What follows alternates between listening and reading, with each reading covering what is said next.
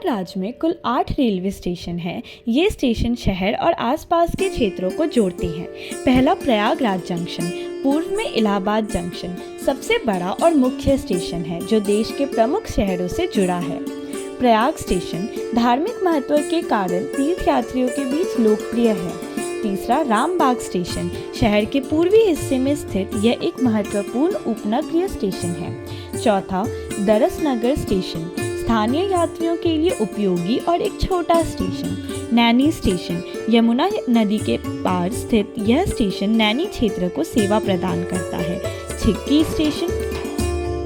Station, यह station Prayagraj से थोड़ी दूर पर है और कई एक्सप्रेस ट्रेन यहाँ रुकती है।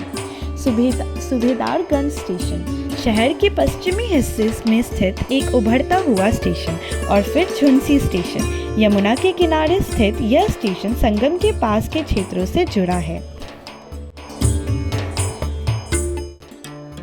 हर 12 साल में यहाँ कुंभ मेले का आयोजन होता है, जो दुनिया का सबसे बड़ा धार्मिक मेला है। करोड़ों लोग यहाँ आकर इस पवित्र संगम का आशीर्वाद प्राप्त करते हैं।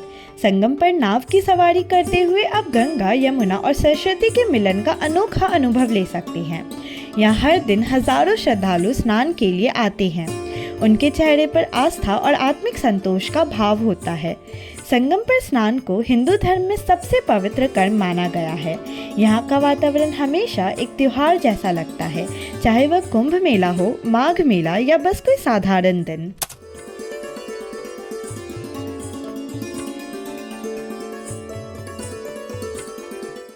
आपके लिए सबसे अच्छा सहारा आपके पैर हो सकते हैं। पैदल चलना इस समय सबसे विश्वसनीय विकल्प है। आरामदायक जूते पहनें और अपने साथ पानी की बोतल जरूर रखें।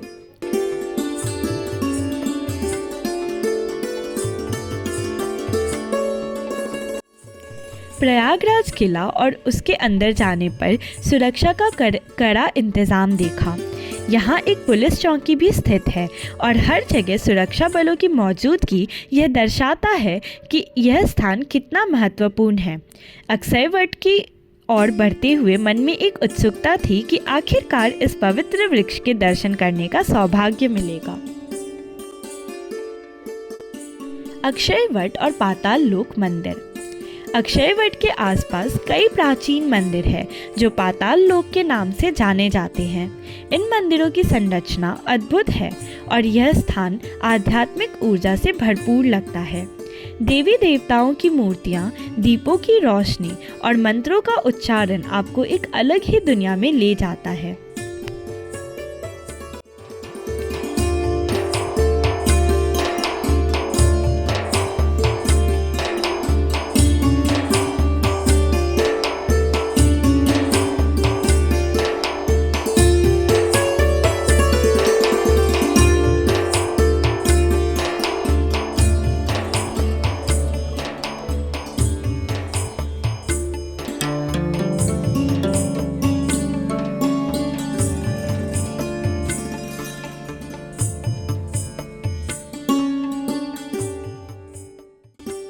संगम घाट की ओर जाने वाले रास्ते पर विशेष रूप से हनुमान जी के मंदिर से लेकर संगम घाट तक भारी भीड़ और जनसैलाब का सामना करना पड़ता है। यहाँ की भीड़ इतनी घनी होती है कि हर कदम पर आपको एक नया अनुभव मिलता है। भक्तों और श्रद्धालुओं का जनसमूह इन पवित्र स्थलों पर आस्था और विश्वास के साथ पहुँचता है।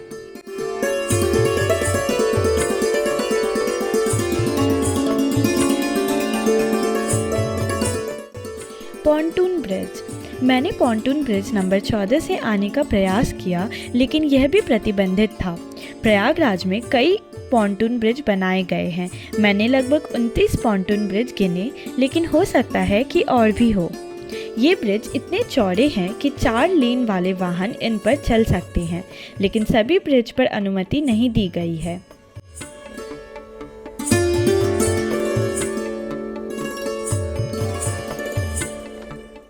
मैंने संगम से नागवासुकी मंदिर तक की यात्रा की, जो लगभग 5 किलोमीटर की दूरी पर स्थित है। यह मंदिर का सफ़र अपने आप में अद्भुत था। नागवासुकी मंदिर और अन्य मंदिरों का सौंदर्य प्रयागराज के सभी मंदिरों को हाल में ही पुनः संस्कृत किया गया है। इनकी संरचना और साफ सफाई को देखकर मन प्रसन्न हो जाता है। यह मंदिर दर्शन के लिए एकदम उपयुक्त स्थान बन गया है। अगर आप प्रयागराज आते हैं तो इन मंदिरों का भ्रमण जरूर करें। यह यात्रा धार्मिक और सांस्कृतिक दृष्टि से आपको एक नई ऊर्जा प्रदान करेगा।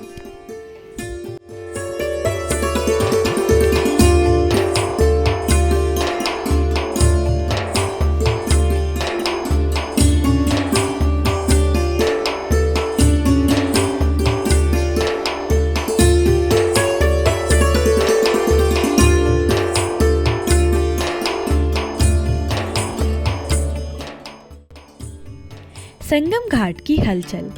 घाट पर इतनी भीड़ थी कि शायद ही कोई जगह खाली हो। पहली नज़र में संगम घाट का दृश्य 100 से अधिक चौड़ी चारपाई या देसी चौकी जैसा लग रहा था, जिन पर लोग आ जा रहे थे। पुरुष, महिलाएं और बच्चे सभी यहाँ स्नान कर रहे थे। हर कोई आस्था और पवित्रता से भरा दिख रहा था।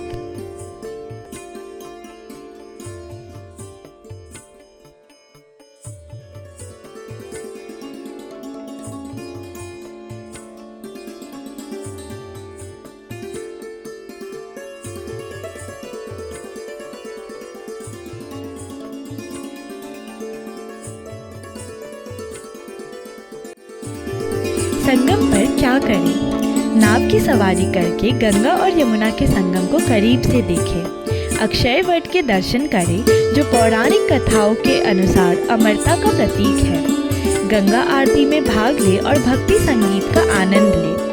पिंडदान और तर्पण जैसे धार्मिक अनुष्ठानों में शामिल हो।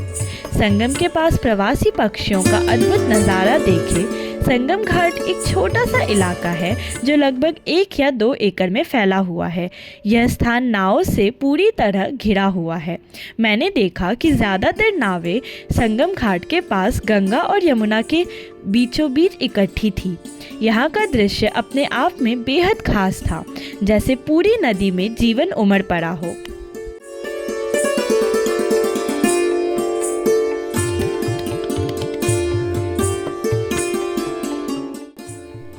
संगम घाट की असली सुंदरता। हालांकि संगम घाट के चारों ओर भारी भीड़ और हलचल है, परंतु इसकी असली सुंदरता तब महसूस होती है जब आप घाट के पानी में डुबकी लगाते हैं और या फिर ध्यान से इसके शांत वातावरण को देखते हैं।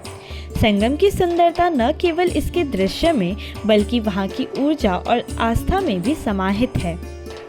यह स्थान हर किसी के लिए एक अद्वितीय अनुभव है, जो शरीर और आत्मा को शुद्ध करता है।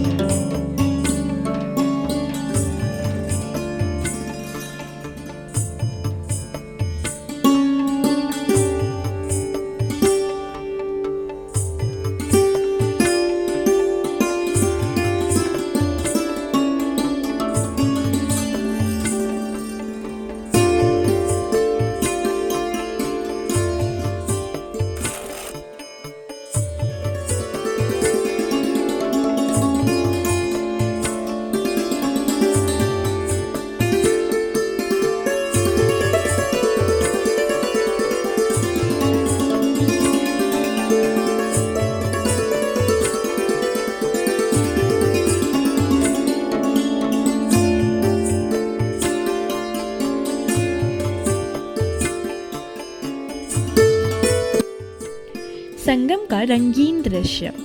संगम घाट पर हर ओर जीवन के रंग बिखरे हुए थे। पुजारियों की पूजा, श्रद्धालु का स्नान, बच्चों की किलकारियाँ और नाविकों की मेहनत, यह सब मिलकर संगम को केवल एक स्थान नहीं बल्कि एक जीवंत अनुभव बना देते हैं। संगम घाट से लौटते हुए मैंने गंगा की लहरों के साथ प्रयागराज किले का अद्भुत नज़ारा देखा। यह एहसास नहीं था कि अक्षय वट, जो मैंने केवल ग्रंथों में पढ़ा था, इसी किले के अंदर स्थित है। जब नाव ने मुझे घाट पर छोड़ा तो मैंने अक्षय वट के दर्शन की योजना बनाई और यह यात्रा मेरे लिए एक अनोखा अनुभव बन गया।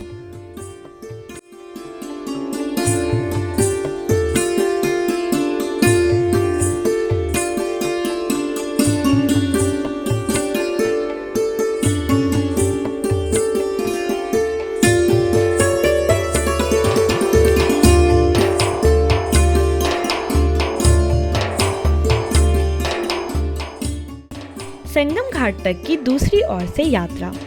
दिलचस्प बात यह है कि संगम घाट तक आप नदी के दूसरी ओर से भी पहुंच सकते हैं। यह एक वैकल्पिक रास्ता है जो नदी की दूसरी दिशा से संगम की ओर जाता है।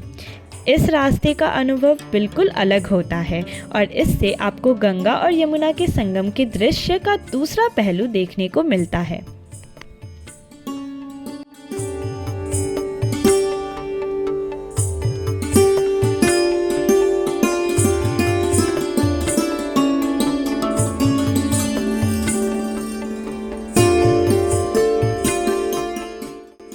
नावों का संसार। संगम घाट पर नावों की इतनी भरमार थी कि ऐसा लगा मानो पूरा क्षेत्र नावों का समुद्र बन गया हो। कई नावों में पुजारी अपने ग्राहकों के साथ पूजा और अनुष्ठान कर रहे थे। पूजा सामग्री, मंत्रोच्चार और धूप की महक ने वातावरण को आध्यात्मिक बना दिया था। ऐसा महसूस हो रहा था जैसे यह केवल एक घाट नहीं बल्कि एक चलता फिरता मंदिर हो।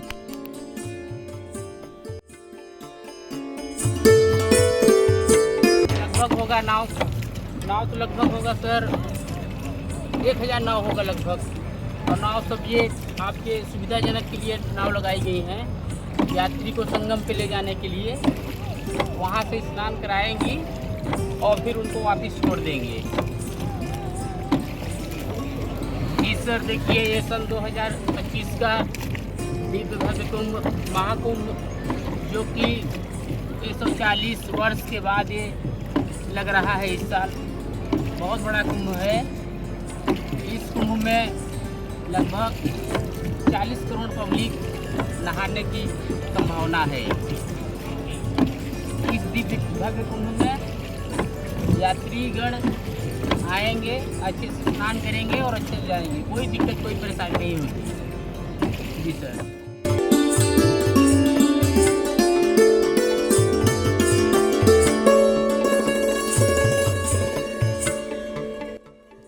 संगम वह स्थान है जहां गंगा और यमुना अपने अलग अलग रंगों के साथ मिलती है। गंगा का पानी हल्का हरा है और यमुना का गहरा नीला। अद्भुत है ना?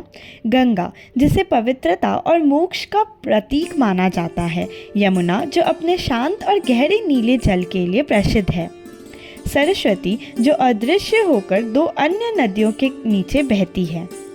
इस संगम को त्रिवेणी कहा जाता है। गंगा के भूरे और यमुना के हरे रंग का संगम स्पष्ट रूप से दिखाई देता है और यह नज़ारा अद्भुत होता है। यहाँ स्नान करना केवल एक धार्मिक अनुष्ठान नहीं बल्कि पापों से मुक्ति का प्रतीक भी है। कहते हैं संगम में स्नान करने से मोक्ष की प्राप्ति होती है।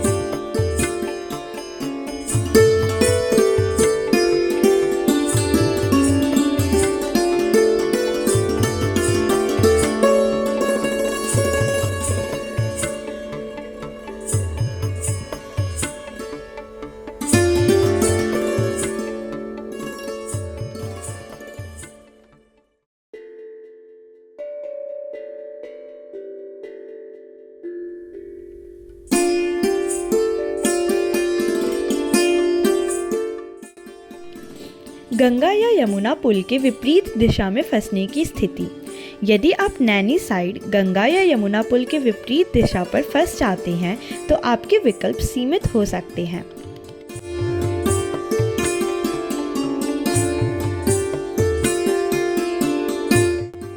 स्नान और पवित्रता का अनुभव। यहाँ स्नान को पापों का नाश करने और आत्मा को शुद्ध करने का अंतिम माध्यम माना जाता है। हर व्यक्ति की श्रद्धा और आस्था देखने लायक थी। स्नान करने वालों की आंखों में शांति और चेहरे पर सुकून झलक रहा था। यह घाट मानो एक ऐसा स्थान बन गया था जहाँ लोग अपने भीतर की अशुद्धियों को त्यागने और एक नए जीवन की शुरुआत करने आते हैं।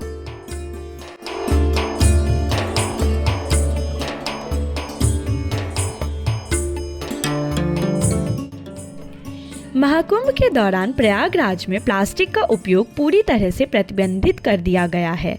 यह एक सकारात्मक कदम है जो पर्यावरण की सुरक्षा और पवित्र स्थानों की स्वच्छता को सुनिश्चित करता है। महाकुंभ के दौरान आप हर जगह प्लास्टिक से मुक्त वातावरण देख सकते हैं और यह जगह अधिक प्राकृतिक और शुद्ध प्रतीत होती है। प्रयागराज किले का अद्भुत दृश्य। अक्षयवट के दर्शन से पहले और बाद में मैंने किले की भव्यता को निहारा। यह किला गंगा के किनारे स्थित है और इसका आर्किटेक्चर आपको इतिहास के सुनहरे पन्नों पर ले जाता है। नाव से इसे देखने का अनुभव और पास से इसकी भव्यता को महसूस करना दोनों ही अविस्मरणीय थे।